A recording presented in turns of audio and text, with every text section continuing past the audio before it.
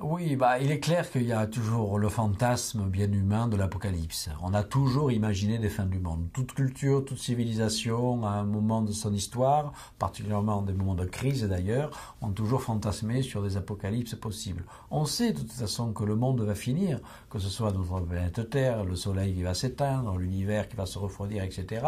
Mais après, se greffent là-dessus les fantasmes très anthropomorphiques et anthropocentriques pour imaginer des fins du monde finalement proches. Il ne faut pas oublier également que les récits religieux, la plupart des récits religieux, prédisent eux-mêmes des apocalypses, l'apocalypse de Jean, etc., etc. Et beaucoup d'êtres humains ont tendance à vouloir fixer des dates pour cette apocalypse. Voilà. Alors régulièrement dans l'histoire, il y a des dates d'apocalypse qui ont été prévues. Ces dates ont été allègrement dépassées sans aucune apocalypse. Peu importe, les prophètes du malheur, on dit, c'est une petite erreur de calcul, on la repousse un peu plus loin, et il y aura une apocalypse, tel jour, telle heure, etc., etc. Voilà. Bon, alors qu'en est-il de 2012 ? Bon, vous pouvez vous douter que ce n'est pas une prédiction sérieuse.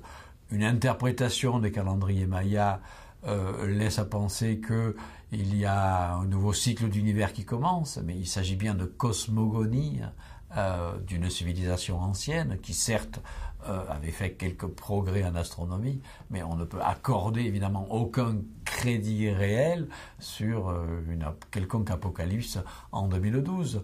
Alors aujourd'hui, malgré tout, il y a des petites apocalypses qui peuvent attendre, qui peuvent guetter la Terre. Ces apocalypses, c'est quoi ? C'est par exemple des chutes de corps célestes. On sait qu'il y a des astéroïdes qui sont potentiellement dangereux.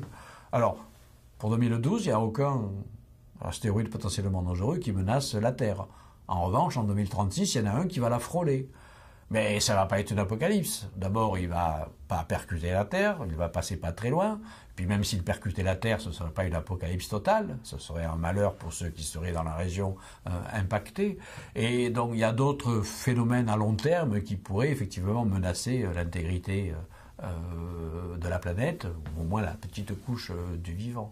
Mais donc je répète, ce sont des fantasmes essentiels. Il y aura des apocalypses qui sont des apocalypses astronomiques, normales et naturelles, mais sur des échelles de temps très largement supérieures aux échelles humaines. Donc continuez à programmer des sorties, des vacances pour 2012, il n'y a aucun souci.